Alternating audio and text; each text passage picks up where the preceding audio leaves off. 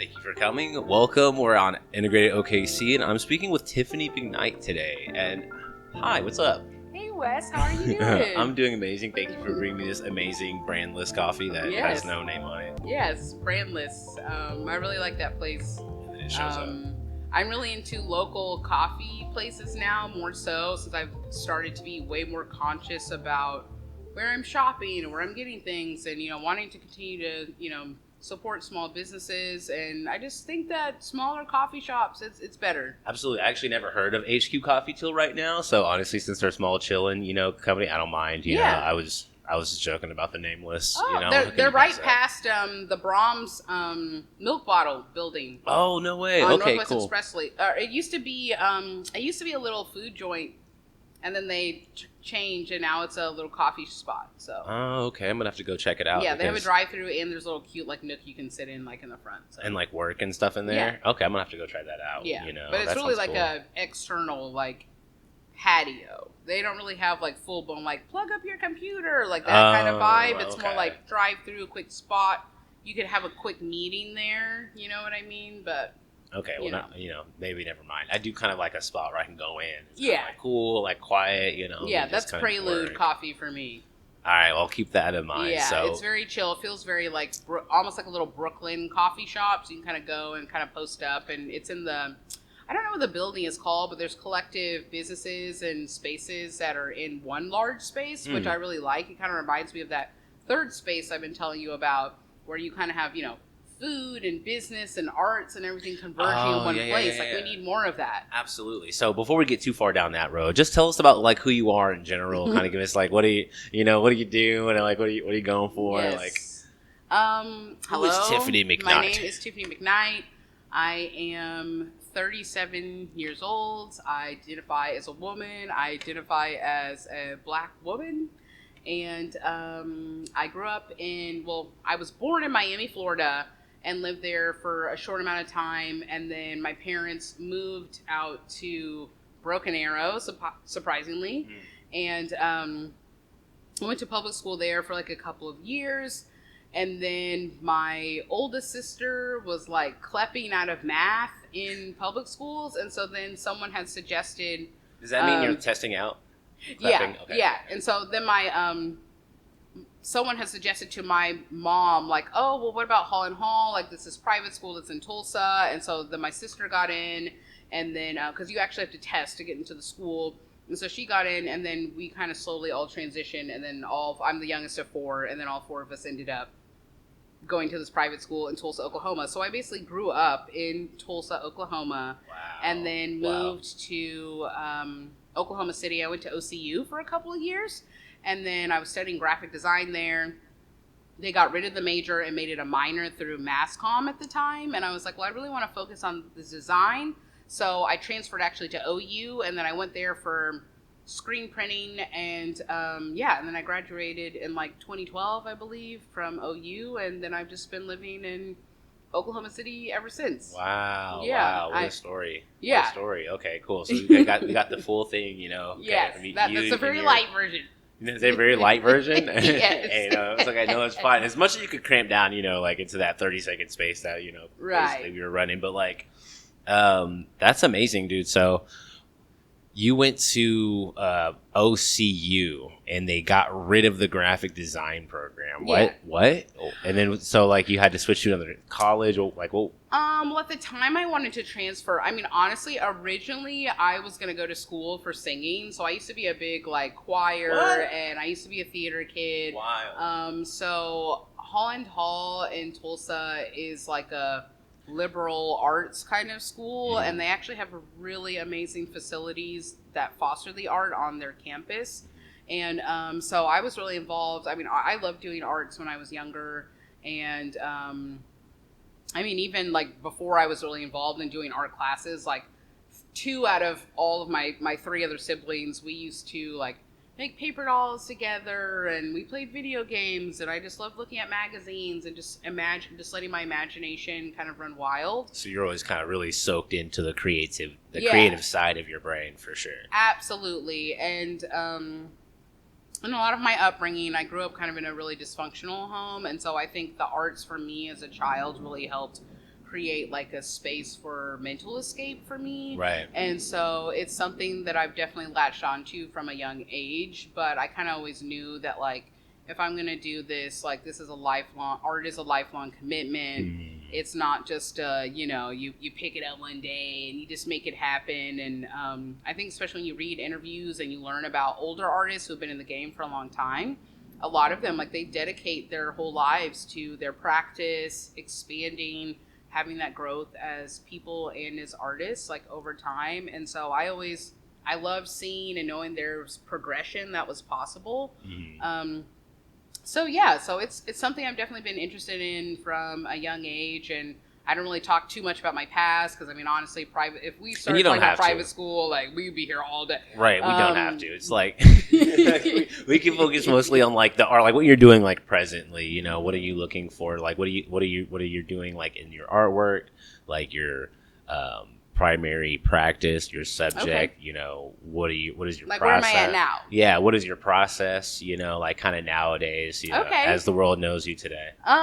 Well, I would say for starters, because I did go to school for screen printing, I wasn't really sure how to transition printmaking into like an actual creative industry. So when I was in school, I was really focused on like just getting as much work as done as possible while I was in college. Because, you know, you have all this access to a studio and you have access to mentorship through your professors and things like that. So I really wanted to take advantage of that.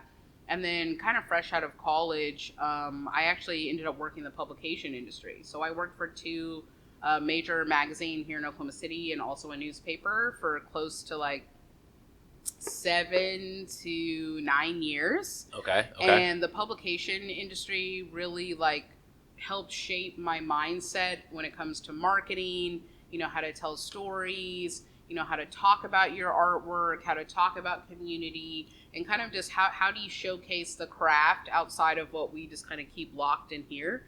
And so that really helped me just develop skills to, you know, document and understand that like everything that we're doing in this life is a part of a living archive. Right, and, absolutely. You know, what you're pouring into absolutely what you want, you know, like you are curating your life. Okay. Right? Can you give me an example of like maybe something that you know learned in that time that you apply now in your work? Definitely my marketing skills in terms of just like documenting, having conversations. You know, there's a lot of, I'm very detail oriented as well. So I think there's a lot of times where, you know, if people, so for example, there's an RFQ that I recently got accepted to that I'm not allowed to talk about right now. But, you know, they sent out all the paperwork and everything. And then they're like, all right, you need to turn this in and do this. And then I was like, well, what's the date for, there was no date on this. And they're like, oh, you're right, there was no date. And it's like, are we all reading the same contract? Document, like, right? Know what Are we all here at the same time? Right. You know, are we all present completely? Like, totally? I read everything. Like, I'm convinced if I wasn't doing art, I probably would be like a detective because I just, like, I can find anything. Right. And so, Good. So a good skill set from publication industry was really just understanding like events, production, marketing, what does it go into to kind of create, you know, hype and excitement, and then, you know, beginning from A, B to C. So I have a pretty consistent follow through of like, here's the project, like here's the end goal. And I think the publication industry really taught me about that because the first one was a monthly magazine and the second place I worked was a weekly newspaper, totally different production timeline. And, you know, there's a lot of times where you're having to think of things months in advance before the thing actually happens. And then you also kind of want to have coverage of what is happening afterwards. So I think that really shaped just how I approach documenting my work and, you know, creating this visual story along with the artworks that I create. And so that was actually like right towards 2020. So 2020, like everything changed for me, just like it did for the entire world. And and it was the first time where, you know, I was, and I'm going to be very vague about this, but I worked with a collective, and the collective was cool, and I appreciated the experience that I had through that. But the biggest lesson that I learned from that whole experience was, okay, I'm putting all this effort and this work into creating somebody else's dream. Right. And I think a lot of entrepreneurs can latch onto that idea and latch onto that. A lot of people listening can hear all this. Like, right. And you're like, I'm giving my identity into a brand. And at the time, the brand was very much like, we don't want to list out individuals because it's the brand. And what I didn't really realize was in the long term, that was not self-fulfilling for me. And so when 2020 came about, like, I basically left the collective. I had lost a job in the second publication that I worked at. It was a very messy separation. But all I can say about that is I stood on business legally and it was settled. And that was a very traumatic time for me for a couple years. I had a lot of trust issues and was just like, this is such a tight-knit community here where everybody knows everybody. So at the time, I knew that going to therapy would be important, but it wasn't something I pursued because I still was just like trying to process everything. So I'd probably say a really big turn for me was 2023. And really in that time, while I was going through a lot of the legal stuff, 2020 is when I actually had transitioned into doing public art. So I had applied to Plaza Walls, and then I also had someone separately approach me to do a first mural on the east side. And so at the time, that was a part of With Love, the With Love project. Which I believe is JB's. Okay, there you go. Yeah, one of his nonprofits, and they curate shows and stuff like that. That makes sense. And at the time, it was like myself, Jay Farrell, Ebony Amon, Tony Thunder. I'm so bad, but I can't remember the other two. I think No Parking Studios. I don't know what his actual name is. And so at the time, we were just painting a wall, and then we found out towards the end that they were turning it into Market at East Point, which was going to be the first actual grocery store on the east side. Oh, wow. Yeah. And it was like, oh, that's like way better. This was just a wall, but now it's going to be a grocery store. So it was a very emotional experience. It's getting to, when you're painting, public art just kind of, it forces your artwork to live in a space that's going to be occupied by other people. And it takes a lot of things out of your control aside from like what you're creating as artwork. And so, because most of the time you have to go through like a rigorous filtering system, basically, to then have the opportunity to claim that space as an artist. Right. Like it's like, oh, you're working with a private client, but in this case, it is a little different with buildings. Some building owners want to know what's going to go on their wall. They want a mock-up. You used to have to go through very extreme permitting in Oklahoma City just to even be a private business owner to have someone come out and do a mural. Like they used to make you submit the mock-up, and then the city government would have to approve the design. But that was actually eliminated, I believe, a year ago. Oh, wow. So now if I'm a private business owner and I find an artist that I like, we can just have our own negotiation and I can just get started painting. I don't have to wait like 2 months for the city council or whatever to vote on it. Oh, wow. So it kind of helped democratize that process a bit more and, helps artists, especially artists that are doing public art, have access to really working as a business owner and an artist. So how does that correlate with, like, say you have a business that's leasing in a plaza or something, have you had dealings with like situations where maybe you have to work with the property owner and manager as well as the business, and what is that like? I did have a restaurant that commissioned me for a mural, and this was around the time, like, so when I did the With Love mural, I found out the timing of how everything was, that Plaza Walls was like a week after, and wow. I was like, yeah, I can paint 2 walls. Like, it's just putting art on the wall. I was so exhausted. Like, I almost like collapsed at the end of the first Plaza Walls because I was just like, yeah, I'm going to do it big. And like, what year was that? 2020. 2020. Okay. It's when I shared a wall with Jay Farrell. Okay. On the west-facing wall of Bad Granny. I would know. Well, yes, I do know, but I was in California until 2022. So, yeah, I came back in 2022, and then Plaza Walls 23 was my first time being a muralist in there. So, I just missed that whole chapter, like the first beginning of Plaza Walls and that happening. Yeah. I think this year is their 10-year anniversary. So they've been doing the programming for a while. And so in this case, Plaza Walls, they change out their walls like once a year. And so, you do a lot of work and then it changes. So it already is kind of setting you up to understand this work is ephemeral. You have a year. And so after that happened, I booked another mural in with a private client in Plaza District. But the actual property, they had to get permission from the property owner who owns a lot of property in the Plaza District. And I don't want to say too much. And so that mural lived there for a while, and then the restaurant actually moved out recently, and they moved to a different space in Plaza.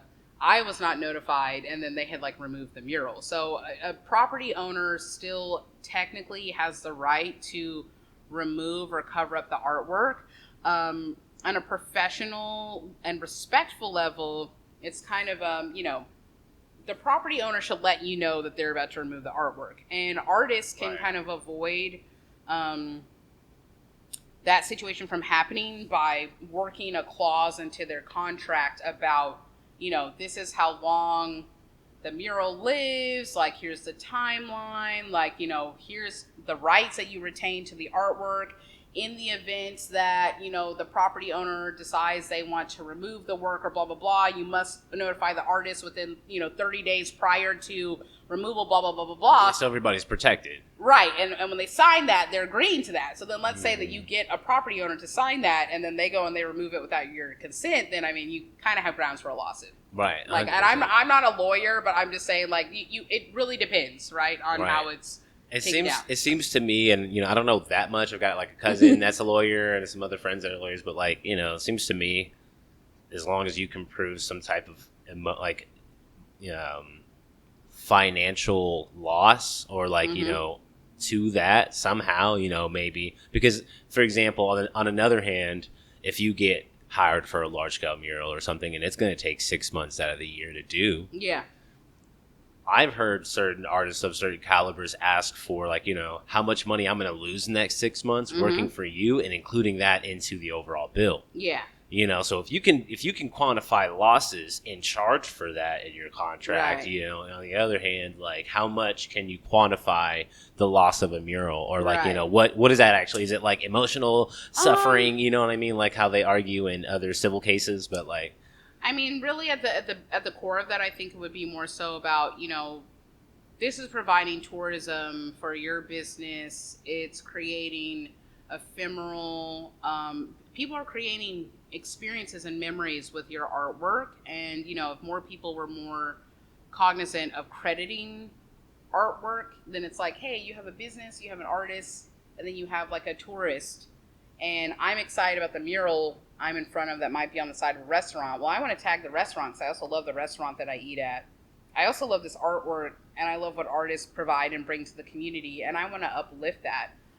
In the beginning, I had a lot of issues where people weren't tagging me and stuff, and it just kind of turned into a lot of drama, and I don't want to go into that, but I had full-fledged battles in the DMs, and a lot of times it would just be me asking someone, can you just add the tag? Right. And people were so upset that I was even asking for that attribution, and they wanted to fight. They wanted to fight me, an actual just adding a tag on Instagram. Oh, on Instagram versus because you already have your name tagged on the artwork physically. Right. Yes. So which is the best thing, but just because your name is there doesn't mean that everyone's going to tag it. And, right. But the business should be in collaboration with you. Does it make sense why they wouldn't? Right. Well, tag and in this case, it was not a business. It was a tourist who lived here who really enjoyed the work, and then I had someone alert to me. Oh, hey, I found your post. And then I just asked, oh, hey, can you tag me in this? And I'll share. And then they just wanted to argue with me, and it just kind of spiraled out of control. And I was just wild. And then honestly, true story, I saw the same person 2.5 years later at a party, and I just could feel someone staring at me. And then they were like, oh, I know you. I'm so, and this person had a full blown apology and was must have had a conversation with somebody who was oh, you were the ass. Was I the asshole? Yeah, you were the asshole. Maybe, right. Probably, it's I actually was just it could have just taken you 3 seconds to add a tag, but you wanted to turn this into a 2-hour-long argument in the DMs. Right. I mean, what are we doing? Was that person of the generation that would easily know how to share a post? Yeah. Okay. It wasn't a super young person, but they were old enough to know. They knew what they were doing. That's the thing. It's right. You can share a story. Right. So, Yeah, he basically just apologized, and he was like, I should have understood. And, as a Black woman, he understands the contributions of our labor, and he was taking that away from me. And he had this whole thing, and then, was saying some things about like, oh, I saw you at Sunny Days, the very first Sunny Days that I painted, and was like, oh, I saw your mom there. And he just knew all these really personal things about me that I was like, I like blocked you online, so I don't know how you're like low-key stalking me. And then he was like trying to telling people that like, oh, I know you and I know your work, and I was like, bro, if you're gonna keep having my name come out of your mouth, the least you can do is reparate me. And then he was like, oh yeah, well, how much do you want? And at the time I should have been like $1,000, and I was like, I don't know, a couple hundred. And he Venmoed me like $100. Oh wow, yeah, absolutely. And he was like, I feel so bad, and I was like, I considered like sending him a Venmo request and be like 1,000. Like, hey, for my suffering. Well, I mean, hey, yeah, I mean, you're going to argue with me for 2 hours about just putting my name. And I have other friends who have, like, they have food trucks and things like that. And they're having the same problem that you're talking about with event coordinators. Or, like, people, like, if you're going to promote an event and there are going to be food trucks there, tag the food truck. Just like you're saying, so everybody can have the visibility. Right. And the outreach. That, what? We're living in a time, ever since alternative facts really became at the core of like, hey, it doesn't matter if it's factual, it doesn't matter. Not alternative facts. Right, I know. I know we were supposed to be talking about politics, but no, we can't. I didn't say we couldn't talk about politics. Well, just saying, I think when that emerged, there was less emphasis on, and also with social media. So to me, this is fast food consumption. So I just need a quick like, here it is. I'm not really concerned with the context, the process, and the hands, right, that created it. And especially in America, we have such a long history of exploitation and there's such intention in marketing to remove the process and the hands that touch the things that we make. So I could tell you what a finished product is, but I might not be able to tell you who made the thing, right? That's kind of like when we started having all the stuff with the tariffs, and then all these other countries were like, well, we're going to retract what we're giving to America. And then everyone was like, no, I need my coffee. No, I need my, you know what I'm saying? And it's like, other people make things for us to enjoy the lives. Right. Their lives matter, and their humanity matters, and their rights matter. Like, kind of just, In any industry, to me, personally, and I really pride myself on social media, I'm like, you will not find a post of me not crediting and tagging. Because I just want, going back to what I was saying at the top about the living archive, it's like, you're going to reach a point in your life where you may not remember all the details. I want to be able to go and have as visceral of a visual memory of what the thing was, who I was working with, where was I at that time in my life versus like, where am I now? Because you won't remember, you may, but not like all the details, like, all like for the Bully thing, Trash to Treasure, like all 16 artists who were there. Right. That was a beautiful day. Yeah. I really enjoyed my time at that project. And so going back and kind of like, what am I doing now? So I really just leaned into the public art, but I had a chance to be in the Artist Entrepreneur Program last year with Oklahoma Visual Arts Coalition. Awesome. And it's funny because a lot of people are like, why are you in that program? Like, you don't need sharpening your skills. I was like, the second that you are out here and you think you have developed all the skills you need and you're set for life, you've already killed a part of yourself.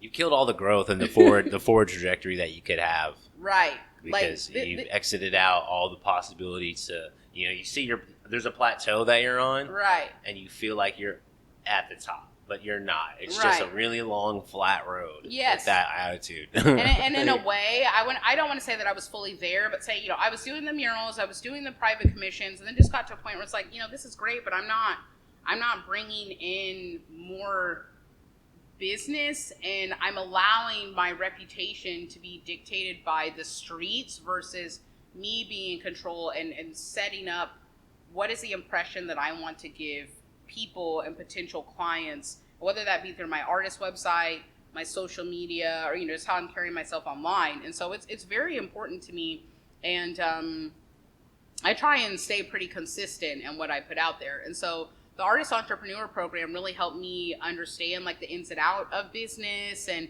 I understood some things, but it gave me just way more clarity, way more perspective on like, oh, I didn't know I could be doing this. Like, I already was in a position where I was doing my own taxes, and I was like, hey, I'm breaking even. You know, I wasn't making like a ton of money, but I also wasn't like making, like, there's a way that you can offset your production costs and your life costs to bring you out even on your taxes. You're not like having to pay taxes. And you don't need an accountant. You don't need to be amazing at math. You just have to keep track of your stuff and be like, this is what it is at the end of the year. And most people don't realize that you can literally do that. You don't have to be an LLC to actually like file your own taxes.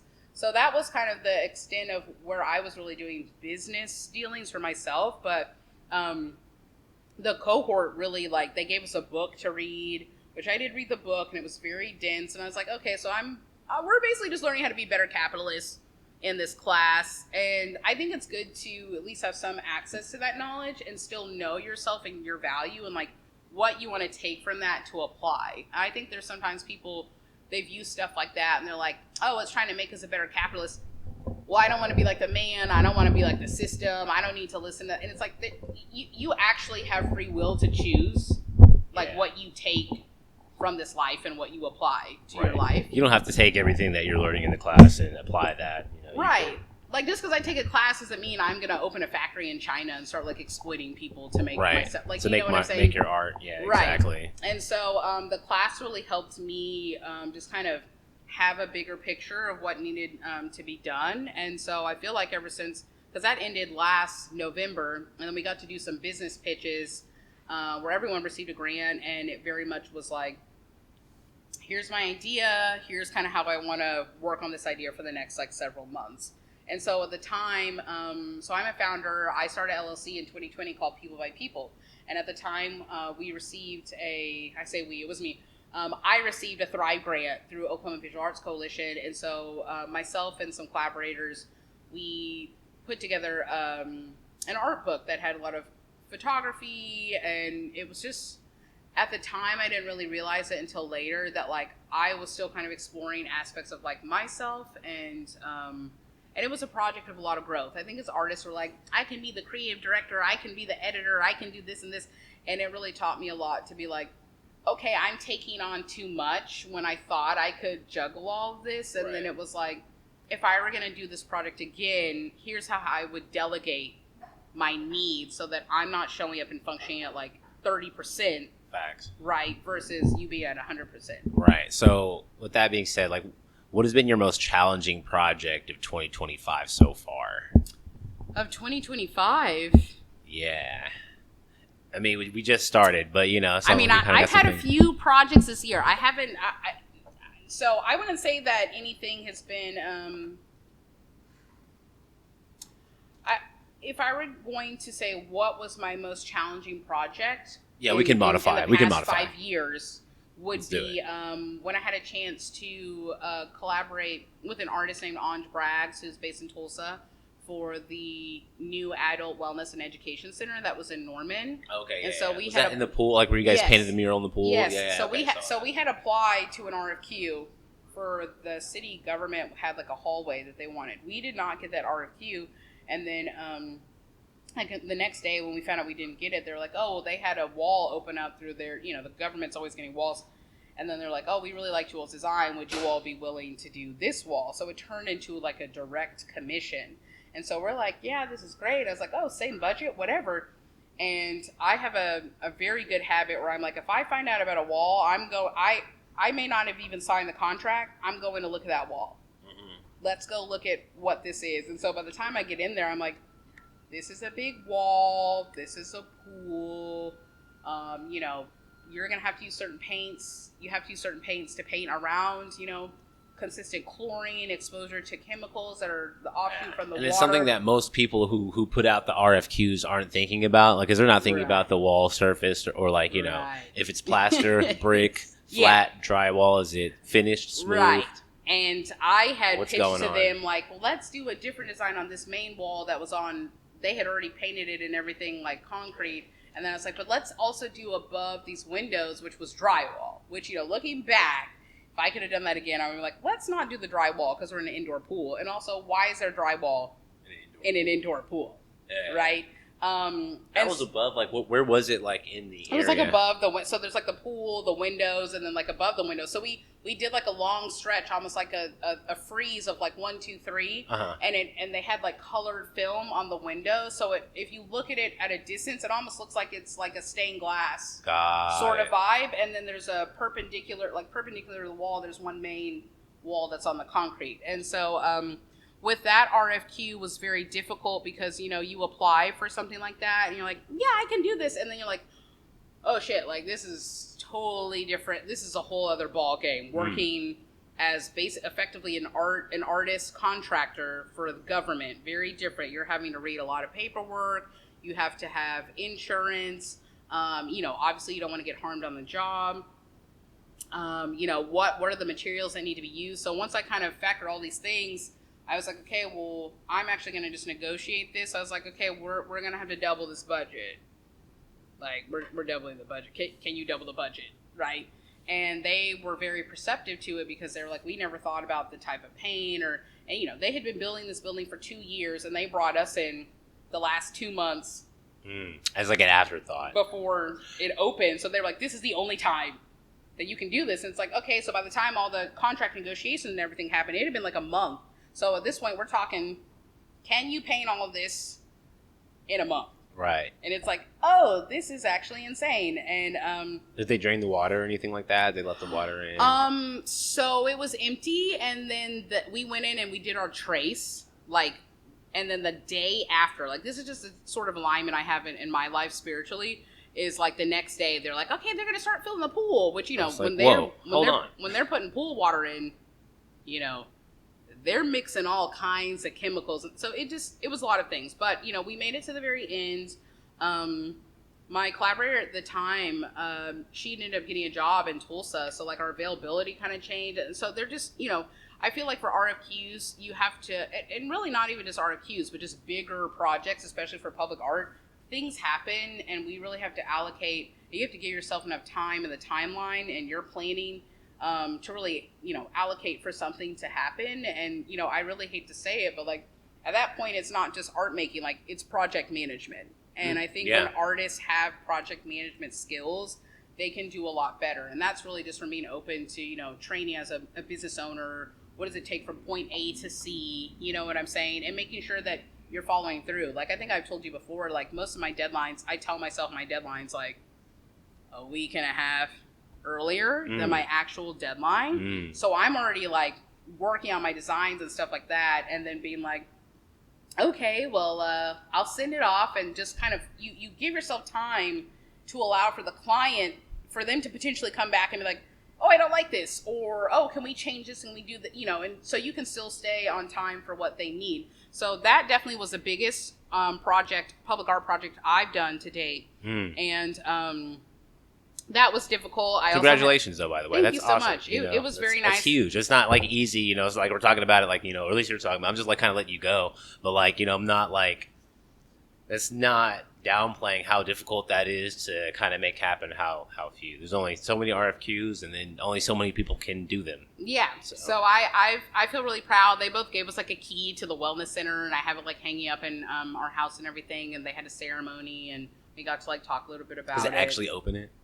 No, it's like a really big, like, key, it's very much just like, oh, here, so that was right, you know what I mean? And so then, and at the same, like, literally a month or something after that, probably the most difficult, I had a client who reached out to me from LA, from an art agency, and they're like, oh, we want you to do a mural. And I was like, okay, and then I didn't hear from them for 3 months, and they were like, okay, well, actually, we want you to do a painting. Well, actually, let's get with the client, and we'll get back to him what we need. I did not hear from this client for a year. Wow. And then they were like, okay, well, actually, he wants a painting. So this mural, he wants a painting of this mural, and he's based in Miami, and we're going to send a truck from LA, like, to your studio, which I was like, haha, my studio, as in my house. And then we're going to pick it up, and then they're going to transport all the art, like, to this. It was like a renovated law office, and this guy's been collecting abstract artwork since the 60s. And, oh, wow. And I had a chance to go to LA, And I actually went by the A to C, and they're like, "Oh, we didn't send you this," and they showed me like a map, like they gave me a copy of the map of like his whole art collection, and it was like a really full circle moment for me because there were artists that were in there that I was like, "Oh, I like know who these artists are." I've been studying like Jen Stark, for example. I don't know if you know who she is. She is very like drippy rainbow kind of like psychedelic abstract work, and now she's just like now I gotta look it up now. Totally launched fully. She's doing branding and licensing deals. She's done murals. Like she's had something on the Sphere in Las Vegas. Oh wow! And so she does animation as well, stuff like that. And he had some of her pieces in his collection. So I was just like, holy shit! Like in my mind, it was like I'm just doing a painting. Right. Like now you're like, we made it. And I was like, right. Until the truck came, I was like, we're gonna pick your stuff up, and I was like, oh wait, I waited too long on my sealant, and then like I didn't like professionally wrap this as well as it could have been, and so by the time they installed it, it was like, them like peeling back the archival paper or whatever that you can coat, and it was like, oh, it left like some striations like in the background, and I like beat myself up about that for like a few days, and then I was like, I have to give myself grace. This is the first time I've ever had this opportunity. It's living there. Like this person, like, I mean, they cut me the check like the first time. There was no, upfront upon completion. It was like, here's a check. And that really helped me. So between that and that RFQ I had in Norman, 2023 was a great year. Awesome. We love it. And it was like, yeah, I'm going to do a little bit of traveling and just like treat myself. And then 2024 was a bit of a slower year for me. And I felt like I was entering like the cocoon in 2024. Just like I'm sharpening my business skills. I'm really thinking more deeply about like, who am I? Like, who do I want to be? Like, what do I want my art to say? A lot of people are doing that in 2024. Absolutely. Yeah. I was doing something similar. Right. Obviously, and I think a lot of it, too, for me, had to do with aspects of the political climate, because it's just like, this could go one way, this could go another way as an artist. And you were going really hard into the arts advocacy there towards the end of 2024, I remember. Yeah. Well, the cohort helped me kind of lean into that. And I was like, because, I think being in the cohort, and I was with a lot of much younger artists as well, and I think a lot of them, people know they want to be an artist.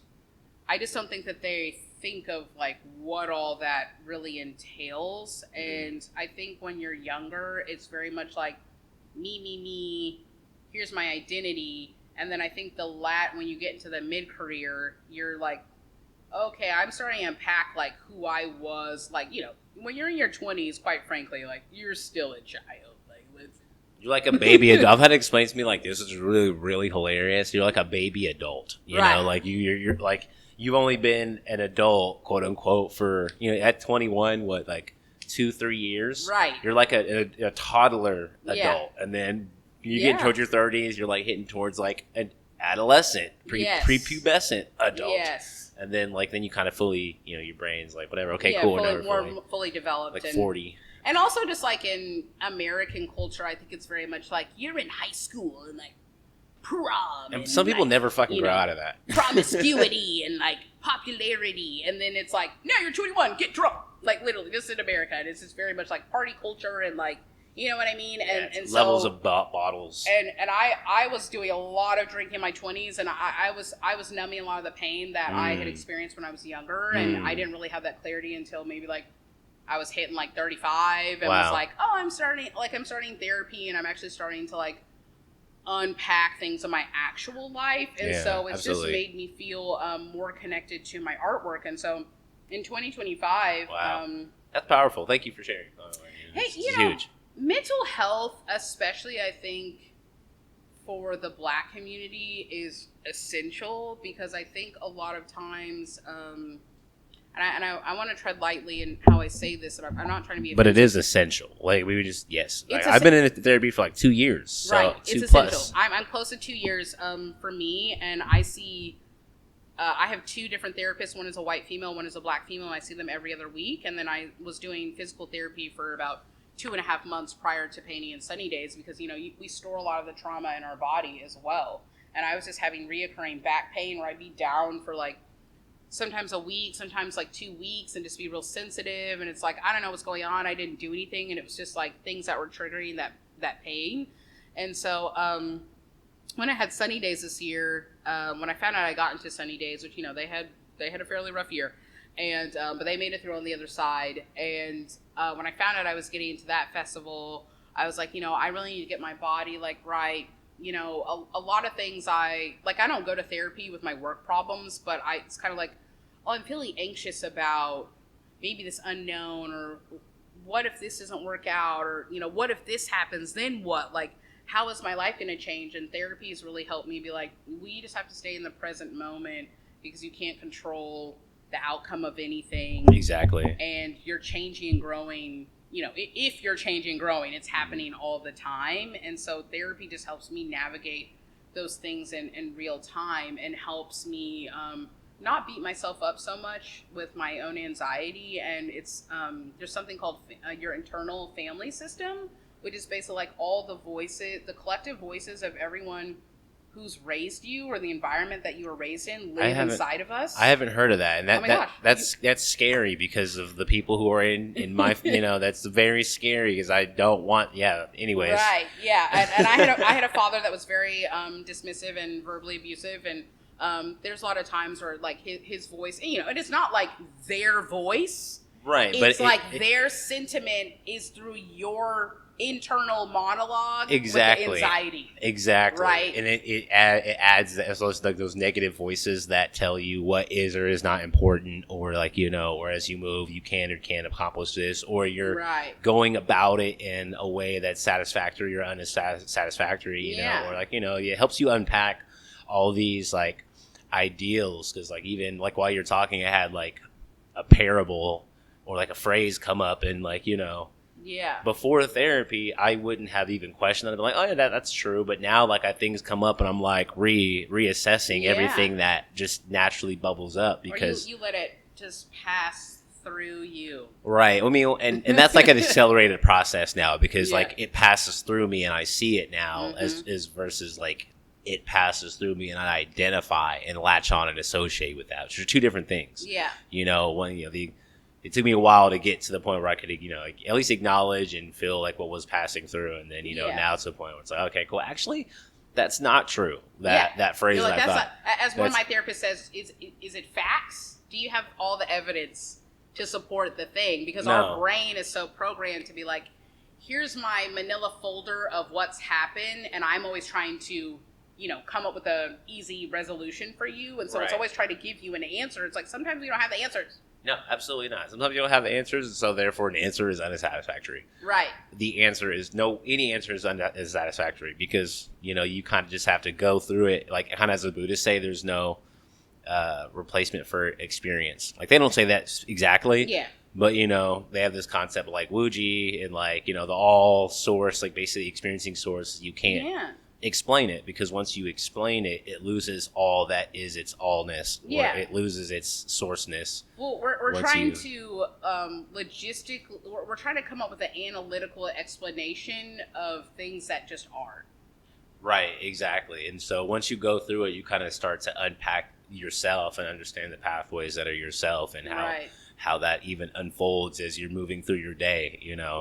Your brain has its own track, and sometimes you got to be like, no, I'm not doing that right now. Right, or, right. And honestly, for me, like,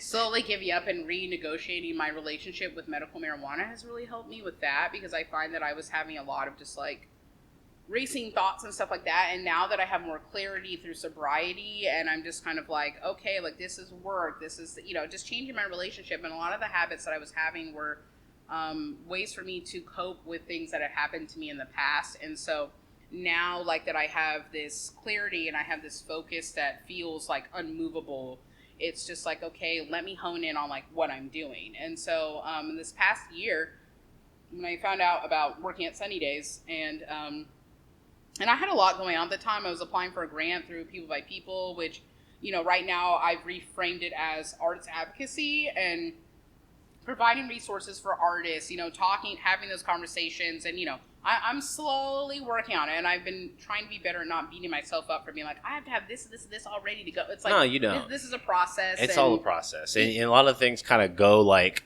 quantum physics, you know what I mean? Because not everything is going to happen linearly. Right. You know, sometimes you're going to be moving linearly, and then all this stuff is going to be happening sideways. It's going to mess with your path, and sometimes you might get from here and then skip 10 miles. Right. Because you just happened to intersect with this particle, and it flipped and did some shit, quantum shit, and flipped you over there. You know, and it's just like, you know, where you find yourself in different spaces. So, and being an artist already in itself is kind of advocating for the arts. Oh yeah, absolutely. So it's a guerrilla living. You know, I'm doing this work with this, you know, and I'm still building up over here. But since then, you know, I've gone to some like Senate Dem meetings and stuff like that. I've been a bit more involved with the Capitol and really just trying to wrap my mind around like what's happening with government, because it's just like, you know, government funds have helped create a lot of the art that we interact with in our day-to-day. And if we did not have that symbiotic, I really shouldn't say it. I was going to say parasitic, but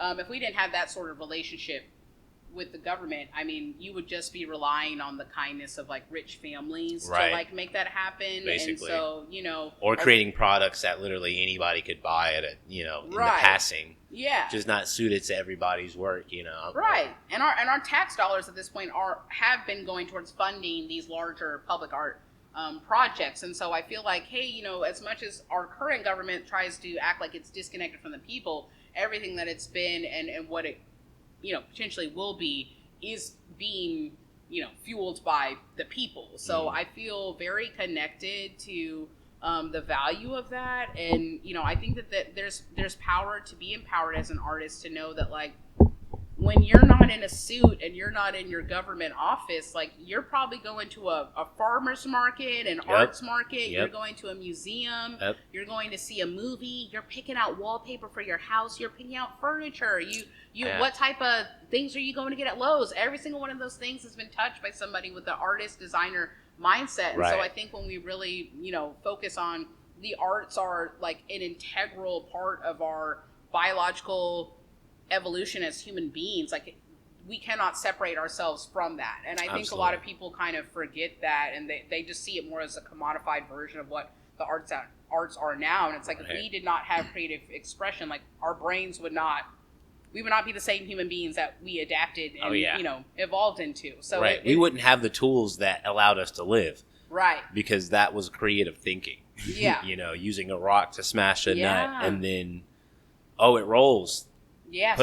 This one has a hole in it. It rolls. Okay, wow, it's a wheel. You know what I mean? Like, without, we have none of the innovation that we have, because it is based in that. And I love watching nature. I'm admitting right now, I love watching nature docs. I've watched like Planet Earth, and I've been like crying. I'm just like, it's so beautiful. Like, there was a clip of like an octopus that found like a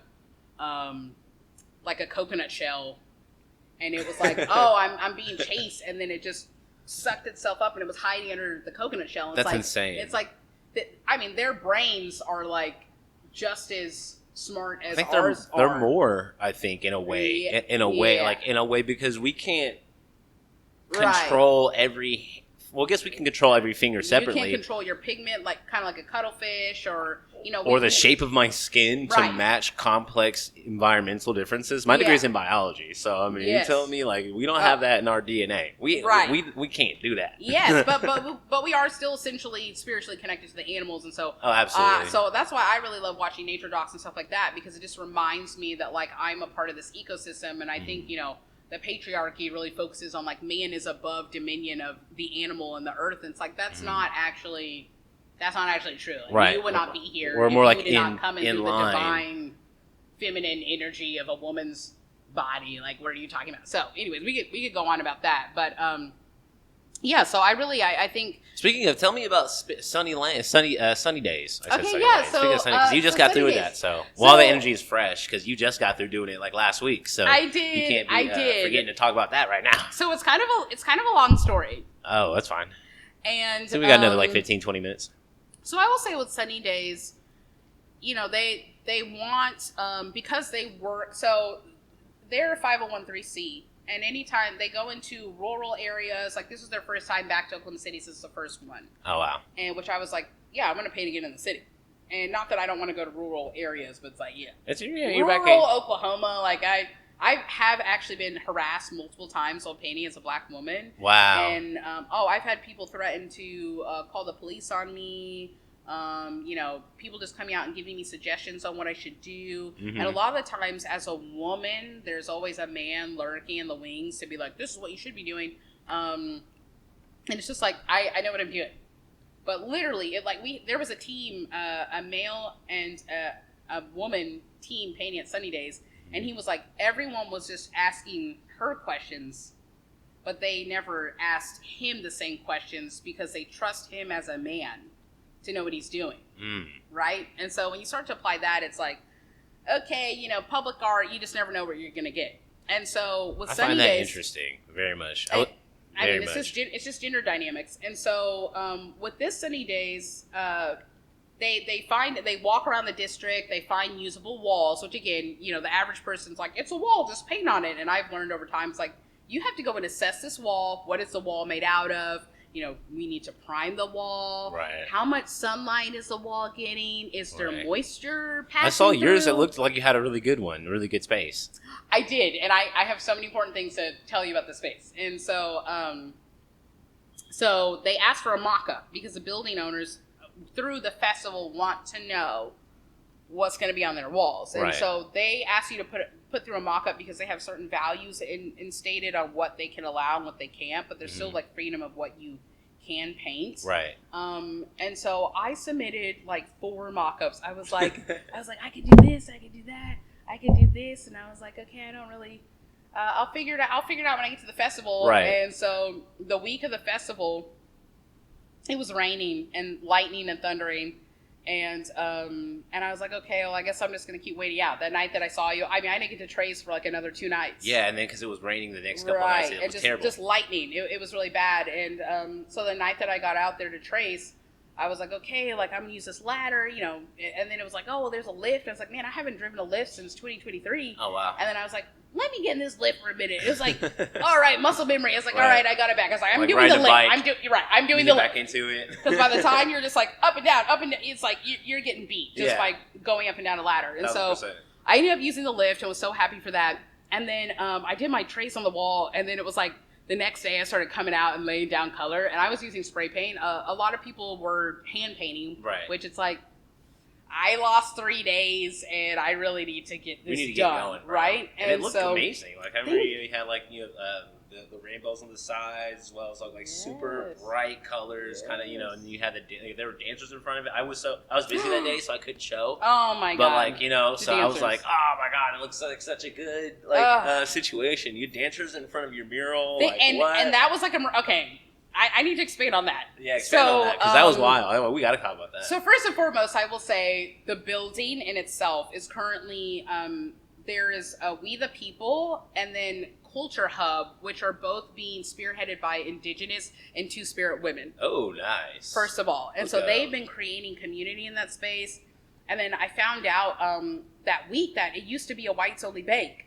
Wow. It's a 100-year-old building. Wow. So when I found out... Absolutely. When I found out it was white, I said, oh, I am putting every color possible on these white walls of this building. So it was myself and 4 other muralists who were on the building, and they were just so gracious and helpful that we were coming there and adding. So I felt like at that point, like this wasn't just, I'm coming to paint a mural. I felt like I was contributing almost like a visual piece of history to the legacy of what they've been like creating over there. Right. And so when I started laying those colors down, people love colors, and everyone has their favorite color, and they were just like, oh, we love this. Like they were so happy about it. And then it really dawned on me that it's like, I totally just finished this design. Like it was almost like all the history and everything like coalesced.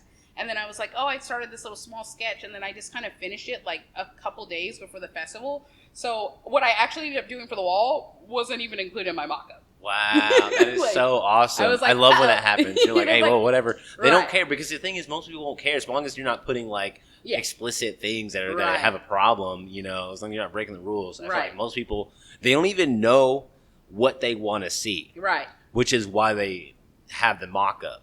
Yes. The problem with that is that all this other stuff that in their mind they don't Mhm. even know counts as what they want to see. Right. You know what I mean? So in this case, what you ended up doing fell in that category. It's like, okay, I didn't tell you I was going to do this, and you probably would have had a hissy fit if I told you, like, Right. hey, But I'm going to change this. I don't think they would have been upset. You don't think they they wouldn't have been upset? Okay, good.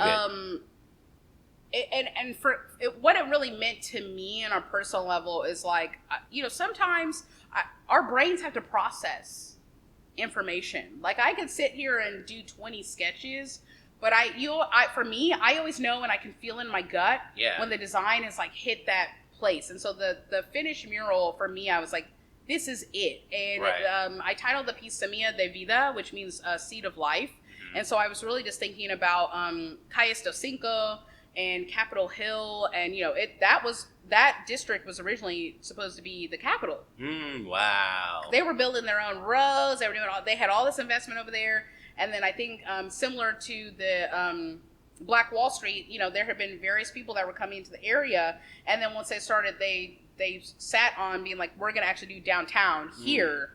There was white flight from the district. So they started building down there, and then the neighborhood slowly was kind of just, disintegrating slowly over time. But there were still people who lived there their whole lives. Wow. And so now that they have these two community nonprofits in the space, the city's investing like a $3 million like outdoor plaza, and they're going to have like a whole festive celebration and everything. Wow. So the district is like, they're breathing life into the district. So once I kind of understood that, I was like, oh my God, like, I titled this Seed of Life like 2 months ago. Didn't actually know that the title, the final design was going to be separate from what the title was, but I still had that in mind. Right. And so I really wanted to just embody like the seeds that were planted over there, and showcasing that growth and blossoming into like the beauty of all the colors of the people and just all the different types of connections that we have as human beings. So they loved the piece. I love the piece. And during the festival, some of the dancers were out there because they were performing for the festival, and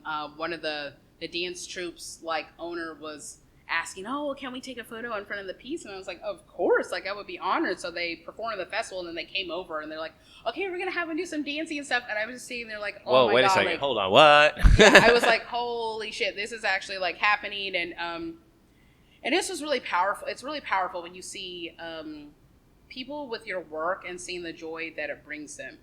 And you're like, wow, we're really connecting through something that I just conjured out of my spirit, and I was just a vessel. It's so huge. It's just so huge. I mean, as an artist, that's what the whole breadth of this podcast is, the fact that I'm going to have this conversation with you, but I'm also going to pick up on what you're saying, because I get it in my it's something that's, to me, graphic design is the most bland maybe version of art sometimes, depending on, just because I'm a self-taught artist, so I'm used to getting dirty and having to paint and just getting stuff. So when I started teaching myself graphic design, it almost felt sterile. Yeah. Because I'm working in a computer, everything's pixels, and of course over time I learned you can use the pen tool. There's things called Bezier curves. Lots of flexibility in graphic design. A lot of flexibility. You can screenshot something on the internet, trace over it, make something completely new.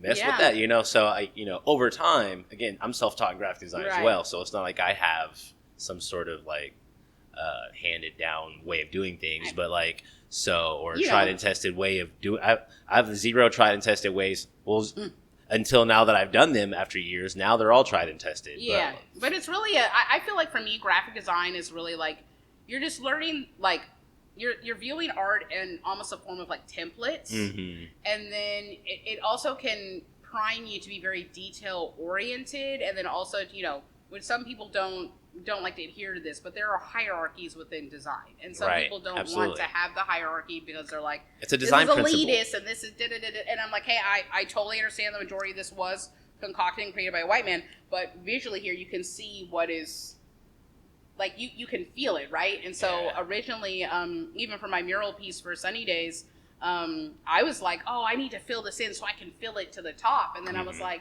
no, I want to have this cutout, because I also was inspired by the papel picado, which basically is perforated paper when they have the hanging tissue paper that they like carve shapes and stuff yeah. They're like weddings, quinceañeras. Did people like pick that out in the mural? Did they bring that up when they saw that? No, that's something that was intentional in the design that I ended up doing. Meaning like, because like once you do the artwork, people will maybe pick up on it. When I gave them the context, they were able to see that. Right? And so they were like, oh, I can see this plant growing, and some lady was like, it feels like the corn plant, which is like very sacred in like indigenous culture, and they were just like the use of the colors, and so I'd already tiled it, but for me now, I'm like, this is like my rainbow talisman. Like I feel like I came and I like embedded all of my like life force and my good energy into this piece, and I sealed the mural as well, which like the murals or the colors are very vibrant now because of the sealant, and I was like, this is a part of a historic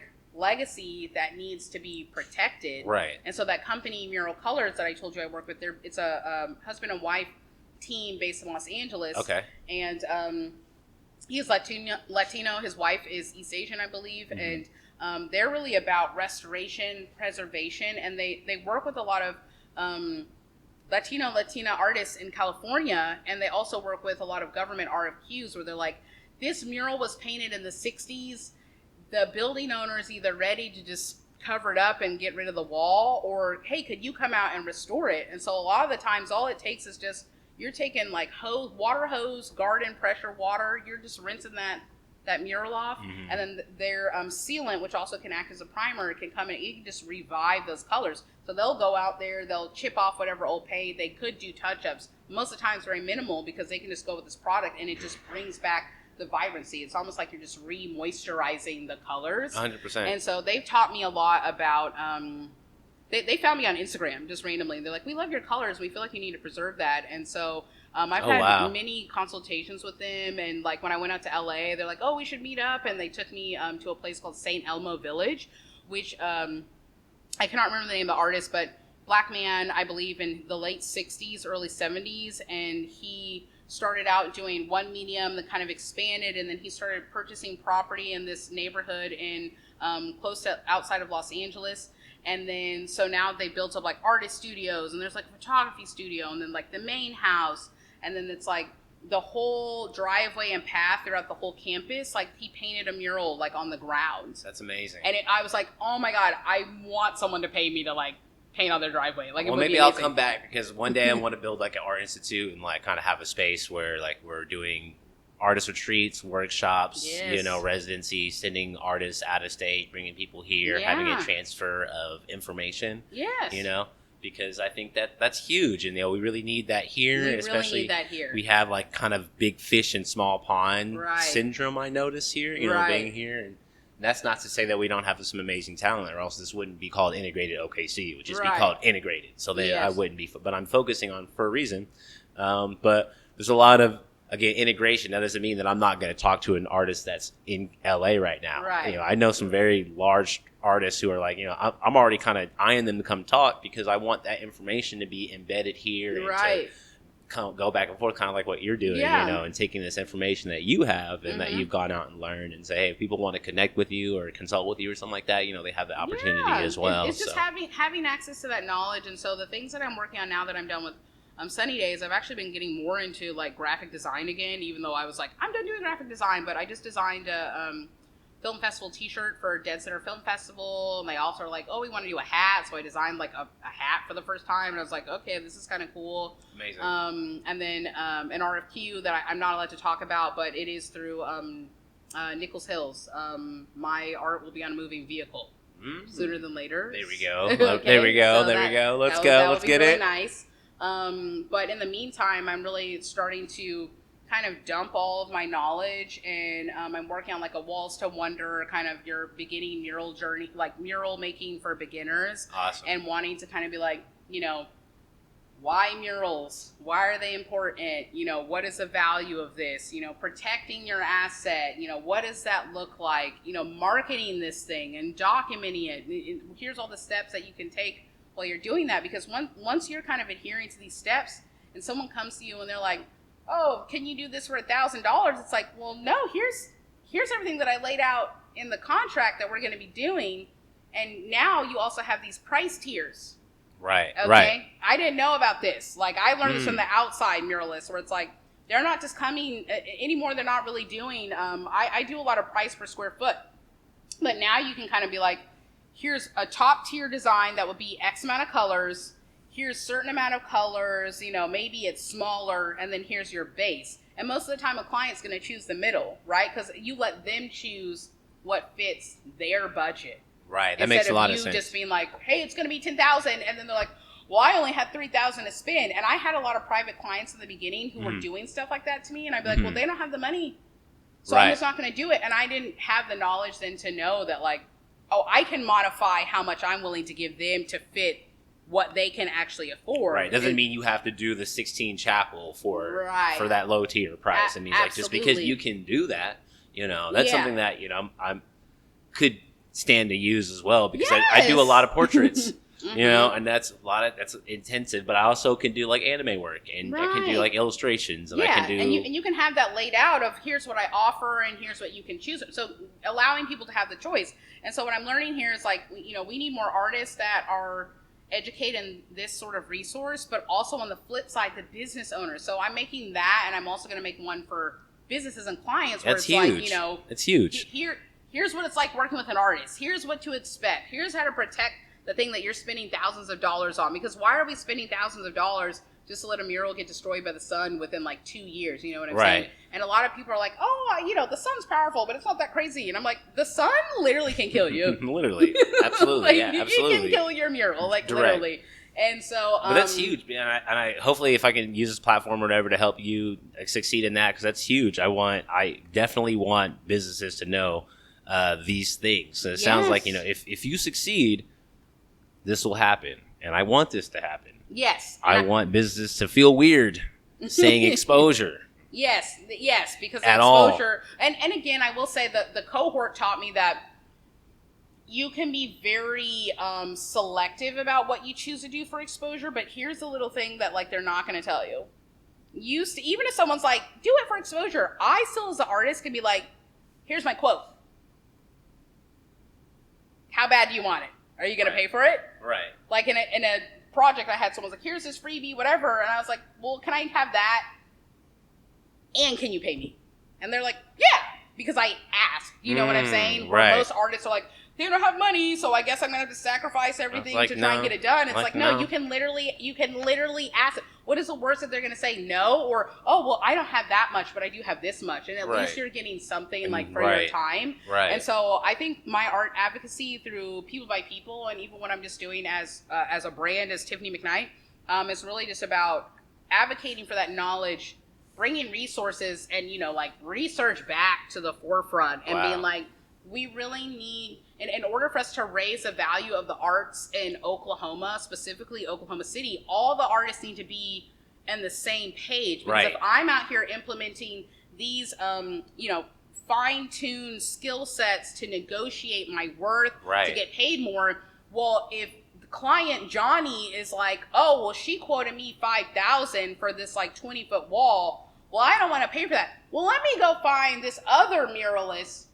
and see what he's willing. Oh, he's willing to do it for $1,000 or $100. Yeah. Yeah. Well, let's go with the cheaper options. Like, no, everyone needs to be on the same page. It's like, here is the value. But also, if you're just a beginner not filmmaker, if you're a beginner public artist and you've only done like one mural, you also can't just be like, my second mural, 10,000. Like, do you know what I mean? Like, you actually need to have the value of experience, and you also need to have a website. I cannot stress that enough. That is showcasing your highlights and your best work. So you can send a client, like I cannot tell you how many people are like, oh, it's just on my Instagram. It's like, I don't want to go scroll through your whole Instagram. I want just one spot where I can learn everything about you, see your work and what you have to offer. And all these people that you're maybe wanting to work with that could pay that $10,000 ticket aren't probably on Instagram or spending a lot of time, or their professional work doesn't cross paths with Instagram. Right. Like I went to an event actually here at The Verge where they had bankers and stuff. You can kind of come have conversations. And most of the people who are, paying, the 5 and 6 digit numbers for artwork and stuff, they don't even have time.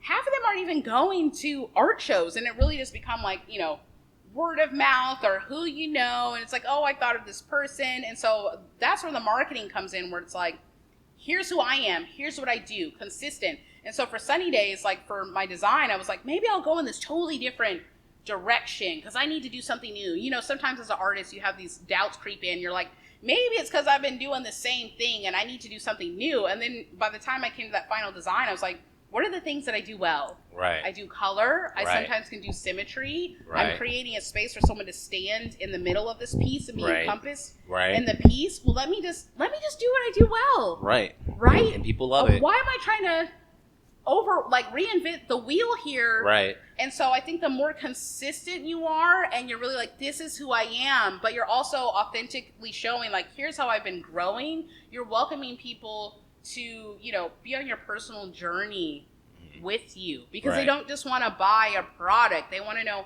how am I contributing to this human being's life, and I'm becoming a part of their story. And I think that's what really sets an artist up between long-term success and kind of just short-term satisfaction, because we're just trying to do this quick transaction. It's like, no, Right. I have an art collector. She's known me since I was in college. She was getting her master's when I was getting my BFA in screen printing, and she has some of my artwork framed that I even forgot about some of the pieces that I was making. And I go back and I look at it, I'm like, oh yeah, this looks like shit. But then I'm like, that's what I was doing at This the is where you time, started. right? And then it's Yeah. just beautiful to kind of see, like, oh, I can still see elements from that and now, and you just have more personal satisfaction when you're like, oh, I am still growing, and Right. I'm tending to the soil, I'm tending to You know. my roots. You know, I also like to grow plants Yeah. in my spare time, and so I love just the euphemism of, like, you know, plants, we're growing, I'm tending to the garden. Like, you're Right. not just going to have a perfect garden No. the first time you grow. I mean, anyone that's in agriculture can tell you there's seasons for certain things.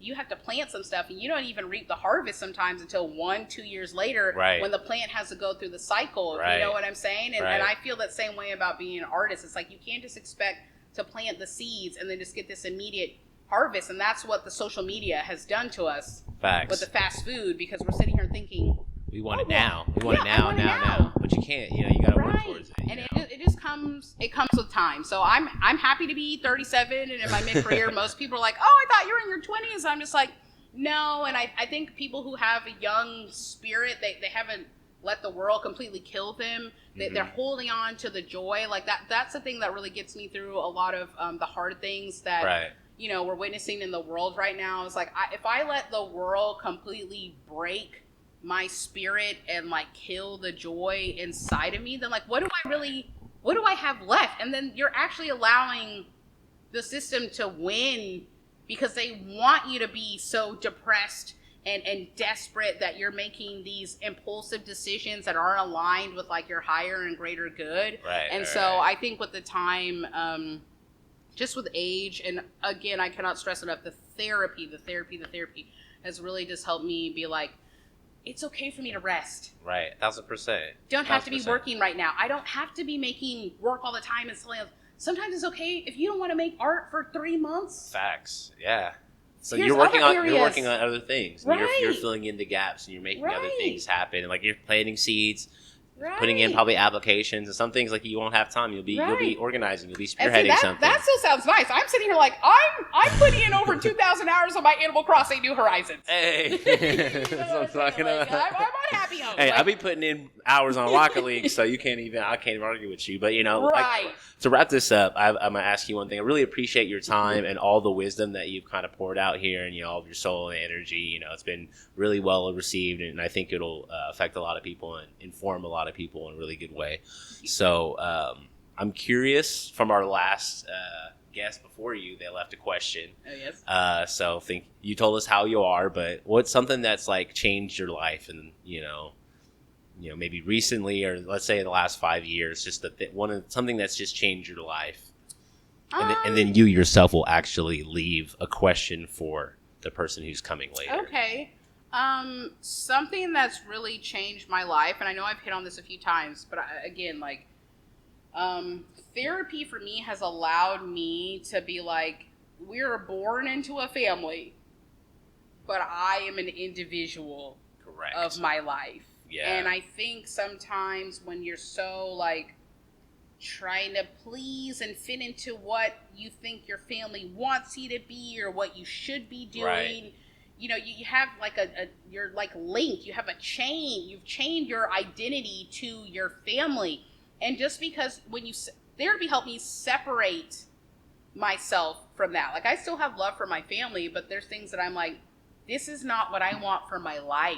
Right. And I support and love you and what you're doing, but this is what I'm doing over here that works for Tiffany. And I'm not doing it because dad or mom or my siblings want me to do it. I'm making the choices for myself. And so I think, again, just we've dealt with so much intergenerational trauma, right? Especially in our community, and the family is very, very heavily, and it's helped us survive. Right. And so I think that's my personal perspective. Right. I think that's why it's so ingrained within our community. It's something that you're saying that I relate with. The family unit was destroyed through the transatlantic slave trade, right? And so we're sitting here in a way, well, how can I pull that back? How can I reconnect to that? And so I think especially in the Black community, there's this pressure that it's like, you got mom and him, you have to make everyone proud, you have to do this. And it's like, this is so much pressure. I get everybody out the hood. It's like, I can't deal with all this pressure. I do not represent all Black people. Right.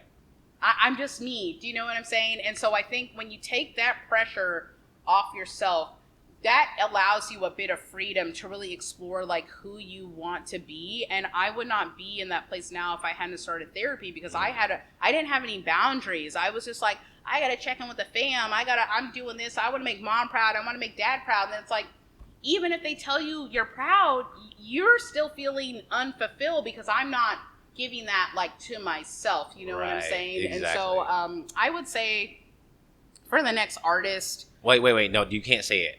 Oh, I can't say it. You can't say it. Okay, You'll tell me when we stop the recording. Yeah, exactly. Well, I will say in summation to that, again, whether that's and I know a lot of people are like, oh, I don't have access to health insurance, and I've been really transparent that like I am on like government health insurance, and like I'm on Humana. It used to be Sooner Care, but I'm on Humana, and a lot of people are like, oh, well, I can't afford that. I'm like, my copay is $4.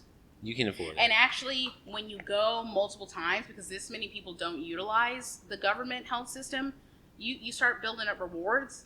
I haven't even been paying a copay because it's like it starts to pay for itself. And so we have a lot of underutilized funds in our government that people don't even know how to access the information or how to take care of that. And I see especially so many people in the Black community that are like, I can't afford it, and they just put it out. And it's like, there are solutions, and we have to either do the research or be open to asking someone, and the person you're asking has to be open to, hey, I really want to see you succeed. Right. I want you to experience joy. And, I'm not saying forget about the legacy of slavery. I'm saying that's a part of our past, but like, who do you want to be in the present? Right? And I just don't want to be haunted by the pain from my own nuclear family and all the ancestors, and like, it's kind of a lot. It's kind of a lot. Right. And so some of that you can kind of offload and let to the side. And, like I said, like, it's been amazing having this conversation with you, and like hearing all your wisdom. It's always so awesome to, ingest, because like, a lot of people aren't as, detail oriented or, really do their research in the way that you do. So, don't ever feel, like you should hide that or dim it in any way, because like it's puts people in their place. Lets them know that they need to act right. So you know what I'm saying. So then that's probably why you see so many successes in artists, because there are a lot of people like who and I can tell you about this later, but we'll try to take advantage of artists and not try to give them contracts and be in well of a position to know better. Yeah, and so, it's just a spirit of the exploitation that exists in our country, and the myth of I have to be a starving artist, I have to sacrifice, I have to bleed for this, and it's like let's start to really unpack that. Like, I'm not Christ on the cross here bleeding for my work. Right. I am a business professional. Right. I am a human being, and I am an artist, and I value what I do and what other people do, and I would also like to be paid for the value that I bring. Thank you. Right? Which is an amazing closing statement, because yes, that everybody needs to know that. Y'all need to know that. Yes. And we're going to make sure that everybody keeps that in mind. All the artists who are watching, please, I would say, got to get with Tiffany, or just do a lot of research. Do a lot of research and charge more than what you're charging, and commiserate with like what your skills are, but also don't don't undercut the rest, because we're all a community as well. We all work Right. together. We're all attacking the market as a front. And Yes. so when we are scattered, we're easily flanked in this world of capitalism. So, Yes. this is part of the mission too. So Well, again, if someone wants to find me online, Yes, you can please visit tell my us your socials. website, tiffanyMcKnight.com. I'm also I'm on Instagram as T. Lynn McKnight, which is my personal page. And then I have a backup artist page called TL McKnight Art. And Right. they're both linked through my bio. I'm also on TikTok as TL McKnight Art. And I am still on Facebook. I have not left the Facebook graveyard. I'm not as active over there, but I have a lot of family that's still on Facebook, so I still post on there. That makes And sense. I'll definitely keep you posted and let you know whenever I drop those digital resources, because we're number 49 in education in the nation, and it's time as artists, like, we can create, but we're also resources and we're vessels. And I Yes. think when you lean into that, there are many ways for us to. that door is going to open way wider than you ever thought. And so, Right. if you're doing workshops, if you're educating, Yeah. if you find a way to share that knowledge, like, it's only going to grow for you. Exactly. There's so many different ways that we as artists can monetize our talents and make them useful to the world, outside of just making one piece of artwork and trying to sell it in a gallery. There's so many different ways. Yes. But hey, we're going to make sure all those things are linked in the description, so you guys can cool. find those in the description. And if you guys want to support me on Patreon, you can find Integrated OKC, follow, subscribe, all those good things I saved to the end. Thank you for being here. I'm Wesley Luster, your host, and this has been Integrated OKC. Yes, thanks for having me, Wes. Yes. Okay.